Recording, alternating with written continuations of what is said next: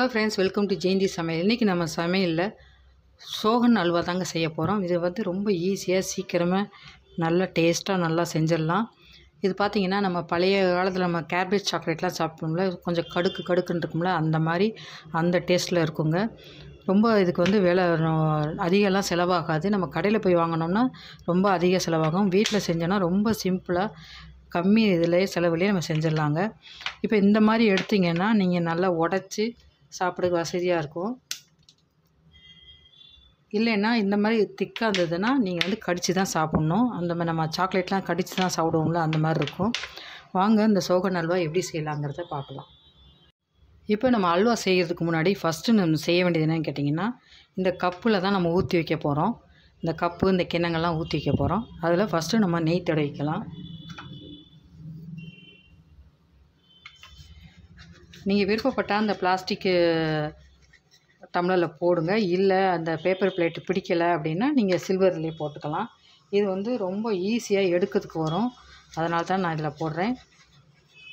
இல்லைன்னா நீங்கள் தட்டுலேயோ சில்வர் தட்டுலேயோ இல்லைன்னா இந்த மாதிரி கிண்ணத்துலேயோ நீங்கள் போட்டுக்கலாம். அது உங்கள் விருப்பம்தான்.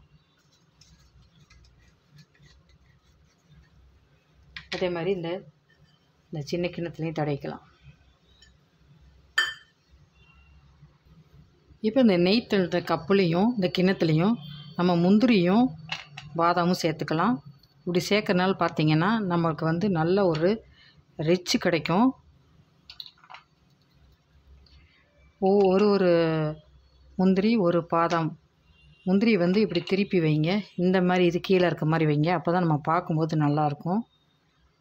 அப்புறம் இது மேலேயே கொஞ்சோண்டு தூள் தூவிக்கலாம். கொஞ்சம் உடச்சதும் சேர்த்துருக்கேன். ஒரு முழு பாதாம் ஒரு முந்திரி வச்சுட்டு தூள் கொஞ்சம் போட்டுக்கலாம். இதே மாதிரி எல்லாத்துலேயும் சேர்த்துடலாம்.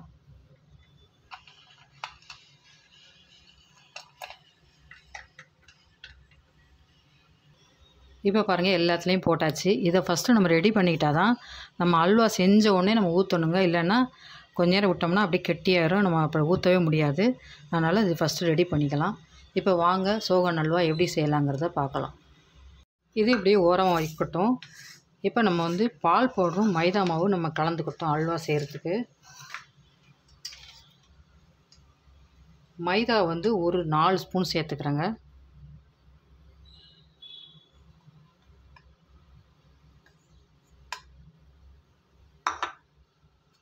பால் பவுடர் வந்து 3 ஸ்பூன் டேபிள் ஸ்பூன் சேர்த்துக்கிறேன். இந்த பால் பவுடர் பார்த்திங்கன்னா உங்களுக்கு 10 ரூபா பாக்கெட்டில் கூட கிடைக்கும்.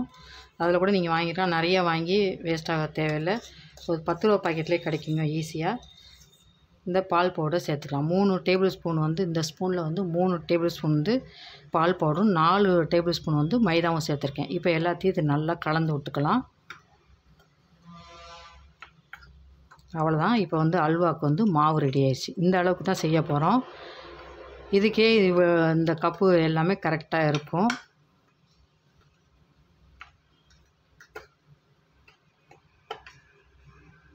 ஆ 10 ரூபா பாக்கெட்டு 2 பாக்கெட்டு வாங்கியிருக்கேன். ஏன்னா அந்த ஸ்பூன் வந்து பெரிய ஸ்பூன்னால 2 பாக்கெட்டு, ஒரு பாக்கெட்டில் வந்து 1.5 ஸ்பூன் தான் வரும். 2 பாக்கெட் போட்டிருக்கேன். இப்போ ஸ்டவ்வை பற்ற வச்சு ஒரு கடாயை வச்சு அதில் ஒரு 1/4 கப்பு அளவுக்கு நெய் சேர்த்துக்கலாம்.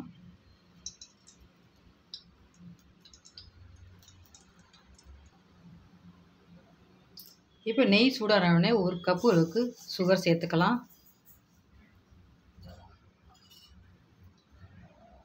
சேர்த்துட்டு கிண்டி விட்டே இருங்க. கொஞ்சம் சுகர் கரைஞ்சி கேரமல் ஆகிற வரைக்கும் கரைச்சி விட. நீங்கள் ரொம்ப நேரம் வச்சுருந்தீங்கன்னா நல்லா டார்க்காகிரும். அது வந்து கொஞ்சம் கசப்பாக இருக்கும். அதனால் வந்து கொஞ்சம் அந்த அல்வா பதம் வரும்ல, இளம் அல்வா பதம் அளவுக்கு தேன் கலர் அளவுக்கு வந்தோடனே நம்ம வந்து ஆஃப் பண்ணிடலாங்க. அது வரைக்கும் தான் வச்சுக்கணும். இதை வந்து கிண்டி விட்டே இருக்கணும். உருகிட்டு அப்படியே மெல்ட் ஆகி கலர் மாறும்.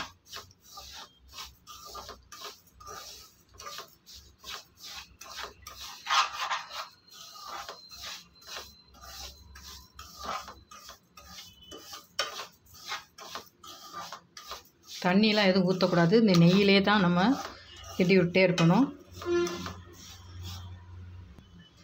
கொஞ்சம் நேரம் கட்டி கட்டியாக இருக்கும் சுகரு, அதுக்கப்புறம் தான் மெல்ட் ஆகும். பாருங்கள், இப்போ தான் கொஞ்சம் உருக ஆரம்பிக்குது.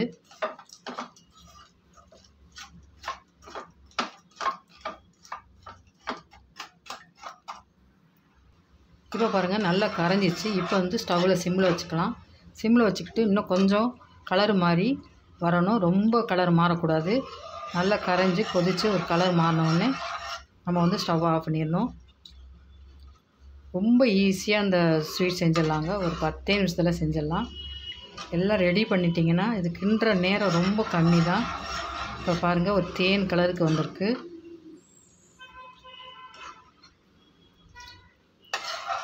இன்னும் கொஞ்சம் நேரம் இருக்கட்டும்.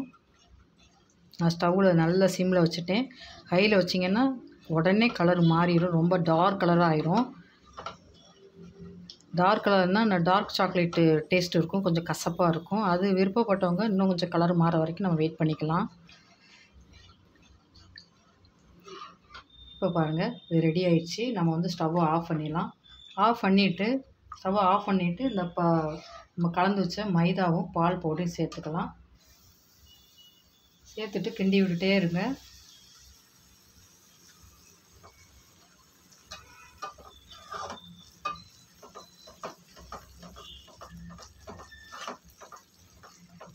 அந்த சூட்லேயே வந்து மாவு நல்லா வெந்துடும்.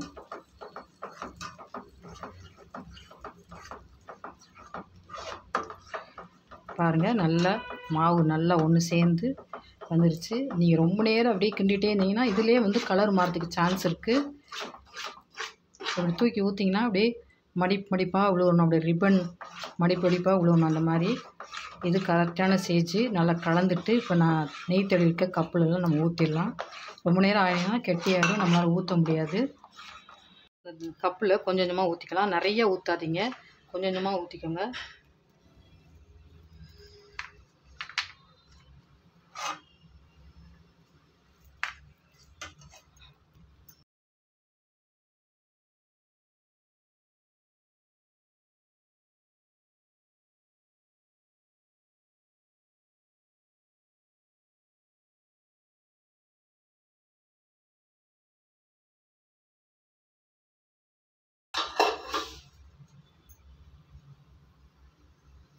இப்போ இது எல்லாத்தையும் அப்படியே நல்லா சமப்படுத்தி விட்டுறலாம். இது லேசாக கையில் பட்டால் கூட அப்படியே நல்லா கொதிக்குங்க. அதனால் கொஞ்சம் கவனமாக வேலை செய்யணும். அதுக்குள்ளே கெட்டி ஆயிடுச்சு பாருங்கள். இப்போ இது அப்படியே நல்லா ஒரு 10லேருந்து 15 நிமிஷம் வரைக்கும் நல்லா ஆறட்டும். ஆறினோடனே நம்ம எடுக்கலாம். இப்போ பாருங்கள், நம்ம ஊற்றின எல்லாமே நல்லா செட் ஆயிடுச்சு. நான் அந்த கப்பெல்லாம் ஊற்றிட்டு இது வரதுக்குள்ளேயே வந்து நல்லா கெட்டி ஆயிடுச்சுங்க. அதனால் பாருங்கள், இந்த பக்கம் சமம் ஆகிறதுக்குள்ளேயே இங்கே இப்போ கெட்டி ஆயிடுச்சு. நம்ம இது பண்ணவே முடியல, நல்லா செட் ஆயிடுச்சு. அதனால் எவ்வளோ சீக்கிரம் முடியுமோ டக்குன்னு நம்ம ஊற்றிடணும். இப்போ இந்த கப்பில் ஏன் ஊற்றினோம்னா இது நம்ம கட் பண்ணி எடுக்கிறதுக்கு வசதியாக இருக்கும். இதை வந்து நம்ம கத்தியில் அப்படியே நெம்பி எடுக்கணும். இப்போ நம்ம சிசரை வச்சு இதை கட் பண்ணிடலாம்.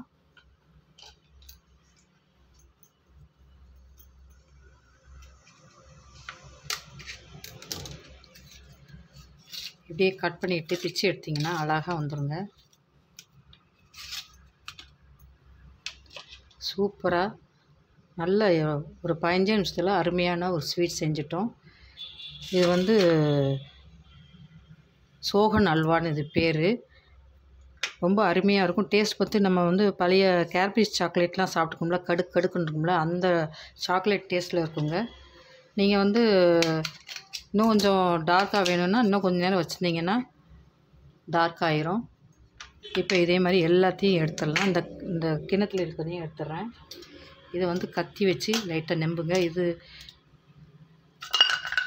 பாருங்க, இது வந்துடுச்சு அழகா.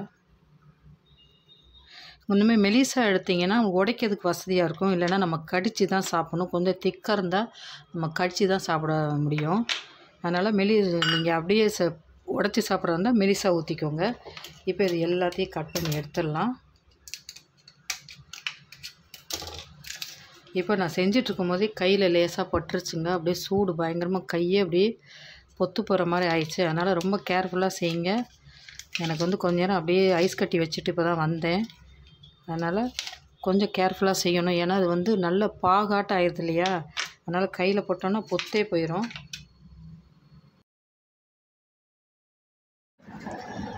அவ்வளோதாங்க. இப்போ பிச்சு சாப்பிட்டு பார்க்கலாம் எப்படி இருக்குன்ட்டு. இது உடைச்சிங்கன்னா ஈஸியாக உடைக்க வரும். லேசாக இருந்தால் தான் இந்தமாரி உடைக்க முடியும். இப்போ சாப்பிட்டு பார்த்தா ரொம்ப அருமையாக இருக்குங்க. நம்ம பழைய கேரமல் சாக்லேட்ஸ் இருக்கும்ல, அந்த டேஸ்ட்டில் இருக்கும். நீங்கள் இதே மாதிரி செய்து பாருங்கள். செய்து பார்த்து எப்படி இருக்குன்னு கமெண்ட்டில் போடுங்க. முத என் சேனலை பார்க்குறதா சப்ஸ்கிரைப் பண்ணி வச்சுக்கோங்க. மறந்துடாமல் பெல் பட்டனை ப்ரெஸ் பண்ணி வச்சுக்கோங்க. தேங்க்யூ.